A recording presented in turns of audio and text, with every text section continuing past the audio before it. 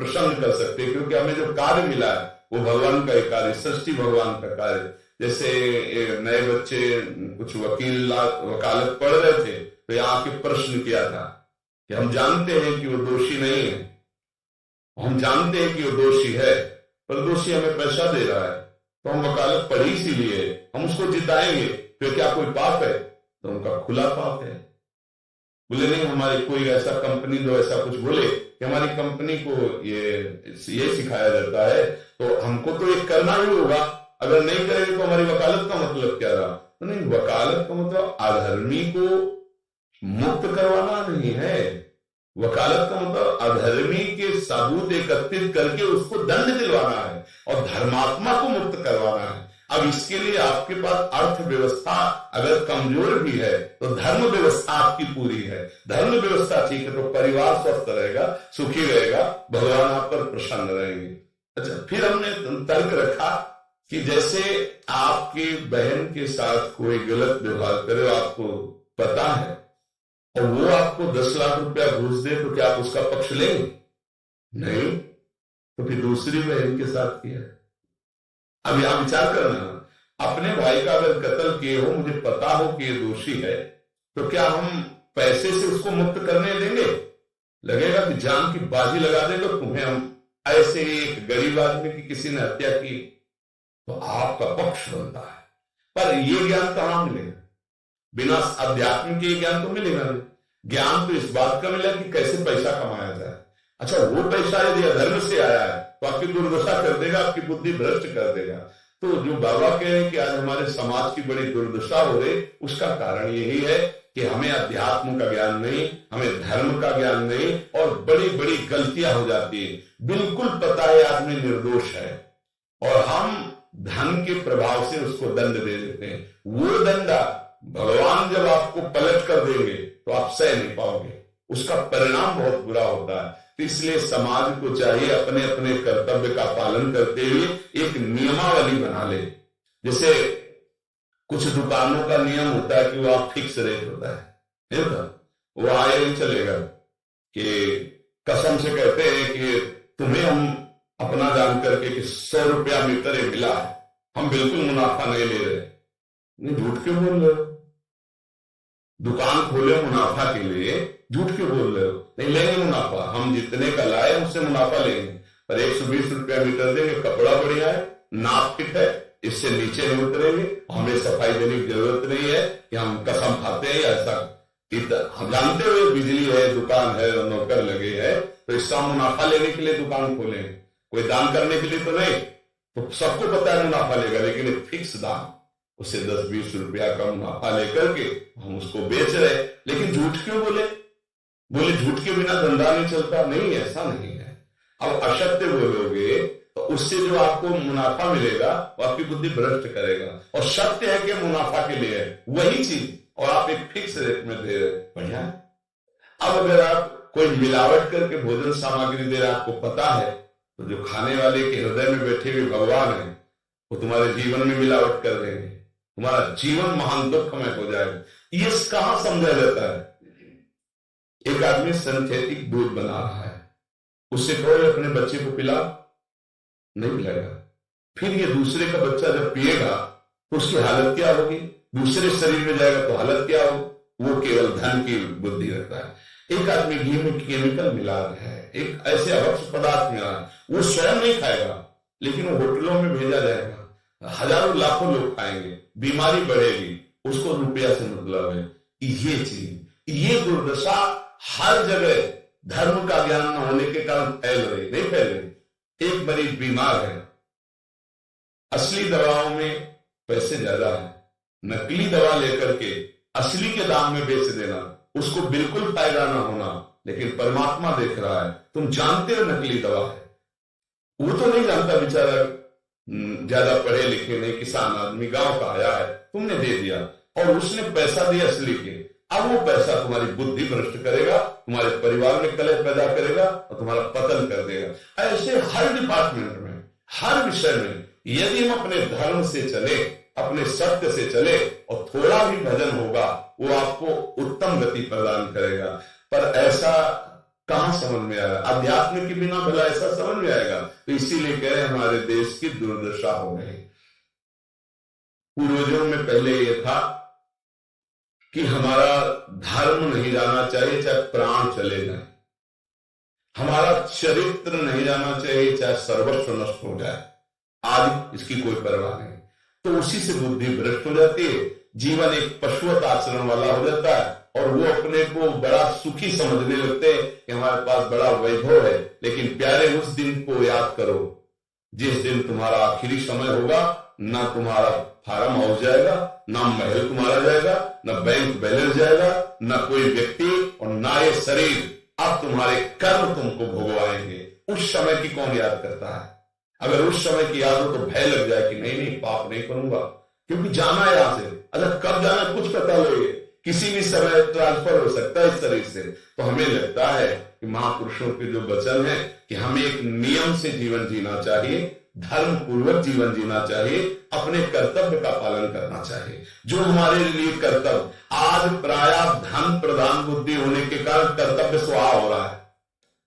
एक विद्यालय में विद्यार्थी के लिए जो गुरु पद में बैठा, उसका क्या कर्तव्य है? वो अपने कर्तव्य को भूला हुआ है। भला छोटे छोटे विद्यार्थियों को जिनकी नींव पूरे राष्ट्र सेवा में, समाज सेवा में बन सकते हैं, अगर उनको हम सही शिक्षा नहीं दी तो उनका पूरा जीवन बर्बाद हो जाएगा। अगर उनको हम गलत सपोर्ट कर दिए तो उनका पूरा जीवन बर्बाद, क्योंकि नया जीवन है।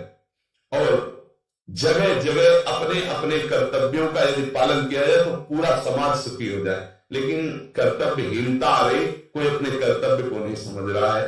तो यही बात महापुरुष जनों को दुख लगता है कि अगर सब अपने कर्तव्य का पालन करें, धर्म का पालन करें, भगवान का नाम जप करें तो सब सुखी हो जाए। सुख सब चाहते और आचरण दुख वाले करते, इसीलिए सुख नहीं मिल रहा है, परिणाम में हमें दुख मिल रहा है। सच्ची मांगना वो रुपया पूरे परिवार में अशांति पैदा कर देगा। और धर्म पूर्वक 100 रुपया लाओगे और 4-5 परिवार के बैठ के नमक रोटी खाओगे, आनंद से सोओगे, बड़ा प्यार रहेगा, भगवान की कृपा रहेगी। पर ये बात समझ में नहीं आती है।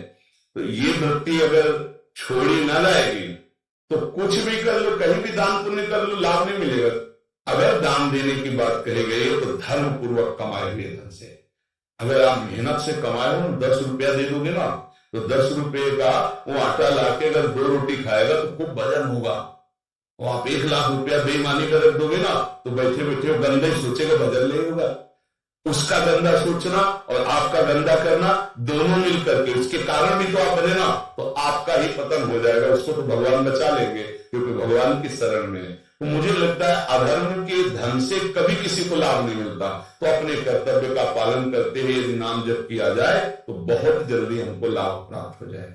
बहुत सुंदर मतलब ये चर्चा होती है। अगर आप लोग इसको धारण कर ले तो निहाल हो जाएगी। सच्ची कह रहे, ये जो बातें हैं ये बहुत सुंदर जीवन को पुष्ट करने वाली हैं, पर आप धारण कर ले तो बात है।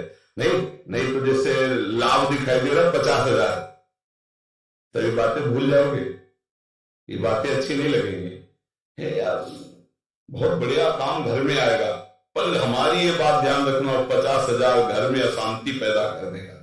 सच्ची मानना, आप धर्म से चलना, धर्म से चलोगे तो भगवान तुम्हारी रक्षा में रहेंगे। अधर्माचरण देखो कैसी कैसी घटनाएं होती हैं। बढ़िया कार है, फिल्मी गाना लगाए चल रहे हैं और वो एक्सीडेंट हुआ, आग लग गई, बाहर निकल ही नहीं पाए, वो अंदर ही जल गए। क्या हुआ? ये करोड़ों रुपए की कार भूंज दिया तुमको, अंदर ही बैठा दिए, धू धू करके आग लग गई, अंदर जल। ऐसे जलना चाहते हो या भगवान के आनंद में चिंतन करके शरीर छोटे और किरदार संस्कार हो ऐसे कि सब लोग भगवान के नाम का कीर्तन करते हुए जा रहे, फिर आपका अंतिम संस्कार वहां जीवित जल गए। क्या हो सकता है? एक एक पल तुम्हारे कर्म का हिसाब होगा, एक एक सेकंड का। ये ऐसे कर्म करो कि हमारा अच्छा हिसाब हो, बुरा हिसाब। ये मत समझो कोई देख नहीं रहा, वो देख रहा है जिसको हिसाब करना है, वो देख रहा है। उसके लिए कोई वकील या किसी सबूत की जरूरत नहीं होती, वो सर्वांतर्यामी आपके अंदर बैठे ही देख रहा है। तो सदैव जैसे सत्संग सुन रहे हैं तो अगर हाथ जोड़ के प्रार्थना, थोड़ी भी बात मान लोगे तो आप सच्चे सुख के मार्ग में चलने लगोगे। नहीं तो भाई बहुत गंदी हवा चल रही है, माया की बहुत गंदगी ऐसी फैल रही, कलिकाल है ना, कि ये बातें किसी को पसंद ना की। वो बात बताओ कि हम कितना रुपया कमा ले, कैसे कितने भोग भोग ले, और वो अध्यात्म नहीं है। महाराज जी, मन कैसे रोके? तो उड़िया बाबा ने उत्तर दिया, नियम पालन से। यदि हम नियम पर दृढ़ रहे तो मन हमारा क्या कर सकता है? नियम तो परमात्मा देखता है, हम लोग नियम पर दृढ़ नहीं रहते, इसी से हमारे देश की दुर्दशा है। संध्या वंदन तक का नियम जाता रहा है, भजन करने के लिए नियम की बड़ी आवश्यकता। हाँ, बड़े नियम की आवश्यकता है। तो जैसे प्रातः काल से सायंकाल तक की हर व्यक्ति की अपनी एक दिनचर्या होनी चाहिए। ऐसा नहीं कि आज हम 4 बजे उठे, कल 7 बजे उठे, पर फिर मन को आप कंट्रोल नहीं कर पाएंगे। मन के लिए एक दिनचर्या होनी चाहिए कि हमको 10 बजे सोना है, 4 बजे उठ जाना है, तो फिर 4 से 4:15 नहीं होना चाहिए, 4 बजे उठ जाना, ऐसा नियम बना ले। और उठ करके हमको थोड़ी देर नाम जप करना है, थोड़ी देर हमें वाणी जी का गायन करना है, थोड़ी देर हमें ध्यान, एक अपनी दिनचर्या। फिर हम अपने संसार के कार्य के नियम, जो संसार के कार्य है, उनको भी करते हुए भगवान को समर्पित करें। जैसे जो पद में है, जो आपको राष्ट्र सेवा मिली है, जो आपको समाज सेवा के पद मिले, या आपको जो घर की सेवा के कार्य मिले, उनमें बहुत धर्म पूर्वक आचरण होना चाहिए। अगर आप अधर्म आचरण करते हैं, अपने पद का दुरुपयोग करते हैं, तो आप सुबह जग करके थोड़ा माला चला लीजिए, फिर भी आपका कल्याण नहीं होगा, क्योंकि आप अपने पद का, अपनी सेवा का दुरुपयोग कर रहे हैं। जैसे हम जानते हैं कि अधर्माचरण है, यह अधर्मी है, हमें पता है दोषी है, और वो उनको कुछ धन दे देता है, और हम उसको मुक्त करवाने की बात सोचते हैं, और जो निर्दोष है उसको फंसा देते हैं। अब तुम चाहे जितना माला चलाने की कोशिश करो या दान पुण्य करो, वो तुम्हारा अधर्म आचरण, वो अधर्म का धन तुम्हें सत्मार्ग में नहीं जाने देगा। नियम लेना चाहिए कि जिस पद में है, जिस धर्म में है, जिस कर्तव्य में है, चाहे कुछ भी हो जाए, हम अपने कर्तव्य से विमुख नहीं होंगे। जितना जब महान है, उतने कर्तव्य महान है। दोनों बातें समझना। जब माला फेरा और इसके बाद बेईमानी, अधर्माचरण, इनका कोई नियम नहीं है कि हमें कैसे चलना है, तो वो माला काम नहीं कर पाएगा, क्योंकि उसका तभी सत्य भाव माना जाएगा माला जपला जब धर्माचरण है। धर्माचरण नियम से, बोले वो बड़े कट्टर नियम वाले हैं, उनको घूस नहीं, आप उनको भयभीत करके नहीं काम करवा सकते, प्रलोभन में काम नहीं करा सकते। ये हमारी गृहस्थी है ना, तो गृहस्थी के पालन के लिए धन चाहिए, और धन के लिए हम धर्म को आगे रखें, धन को नहीं। धर्म को, हमारा कर्तव्य क्या, प्रायः जैसे पूज्य बाबा ने कहा, आज हमारे देश में बहुत दुर्दशा हो गई। दुर्दशा हो रही, क्यों? क्योंकि सब अपनी जगह से गलत हो रहे हैं। अगर अपनी जगह हम ठीक रहे तो हमारी दुर्दशा नहीं होगी, हमारा भजन कम होगा, लेकिन हम धर्म से चल रहे हैं तो हम विजयी होंगे। हम भगवान को प्रसन्न कर सकते हैं, क्योंकि हमें जो कार्य मिला है वो भगवान का ही कार्य, सृष्टि भगवान का कार्य। जैसे नए बच्चे कुछ वकालत पढ़ रहे थे, तो यहाँ के प्रश्न किया था कि हम जानते हैं कि वो दोषी नहीं है, हम जानते हैं कि वो दोषी है, पर दोषी हमें पैसा दे रहा है, तो हम वकालत पढ़ी इसीलिए, हम उसको जिताएंगे, फिर क्या कोई पाप है? तो उनका खुला पाप है। बोले नहीं, हमारी ऐसा कंपनी दो, ऐसा कुछ बोले कि हमारी कंपनी को ये सिखाया जाता है, तो हमको तो ये करना ही होगा, अगर नहीं करेंगे तो हमारी वकालत